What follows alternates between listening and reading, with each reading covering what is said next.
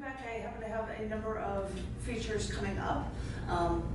Next week, Saturday, it's not a feature, but I'm selling books at Circle Brewery. They're highlighting authors and publishers, and I'm one of the people that are there. I'm going to be selling books stupid cheap, and I think they might have a deal that you can get discounts on beer if you buy books. Books and beer, what a great combo.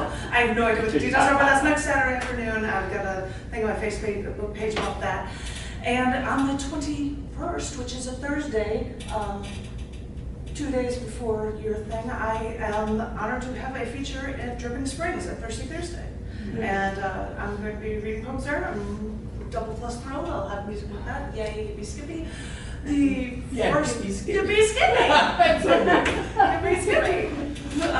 And the first Wednesday, I get to be one of the featured readers reading things from new books at Half Price Books. Thank you, Tom, and thank you, Tom, again, because first Saturday, October, I'm one of the featured performers in Autumn Theme at the Baha'i Faith Center. And I'm also honored that I have a poem that was accepted that is appearing in for Georgetown Poetry Fest. So that's cool. That's coming up. Yes, and so I'm not going to share that with you now. I'll probably do that then, but I'm going to close with 3 poems from the show poems books. I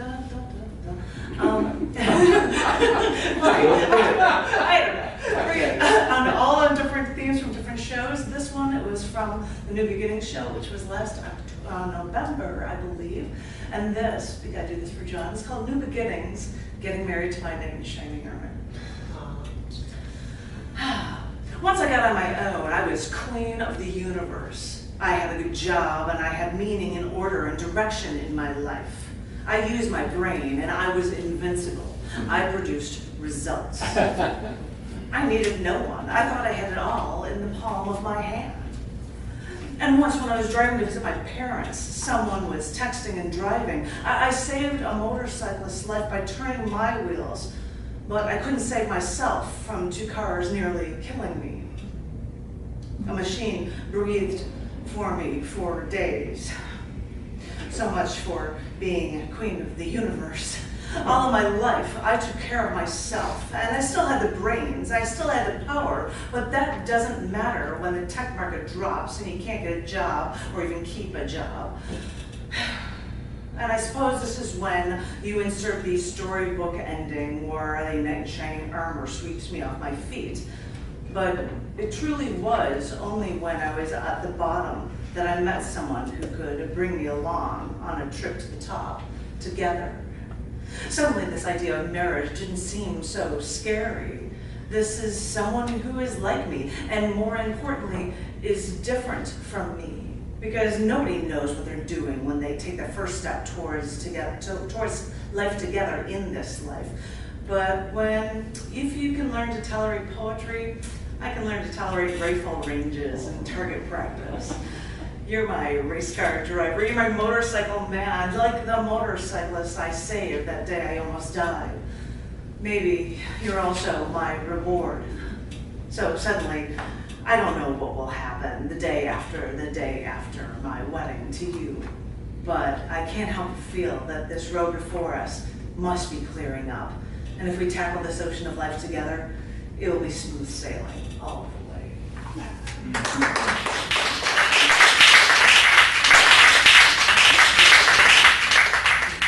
Awesome. This is from a different show altogether, and this was from the beginning of a year called Beginning Anew, I think. The premise was, be prepared for the Trump administration. I think that was the idea of this, which I didn't, So I came up with this one called The Only Choice is to Build. Walking through ruins, she saw desolation. She saw people saddened, ashes over everything. She walked through the rubble, reached her hand and pulled out one brick, dusted it off. Everyone was saddened. Everything was ruined. And she saw this brick, and she thought, what can I build? You think it's over, but this is your chance. Let's start anew. Let's start from scratch. Let's make the world as we see it could be.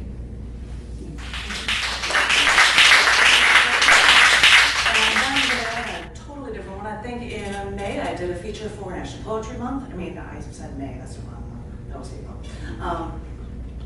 And I decided to do a bunch of poems called erasure poems, where I took well-known documents or speeches and I erased things from them to come up with something new. So I thought I would take selections from the Declaration of Independence and change it. And this is an erasure poem, a declaration of female freedom. It becomes necessary to dissolve this, to assume power, separate from man. I impel the separation. Hold these truths to be self-evident. Men create no rights on life or in happiness. Men derive power from the weak, and I am not more disposed to suffer. Evils are themselves as a long train of abuses, and it is right for me to provide new future security. It is now necessary to avoid injuries and the absolute tyranny over me. He has utterly neglected me, refused me, thought I am only a body for the sole purpose of compliance with his measures. He has dissolved my rights.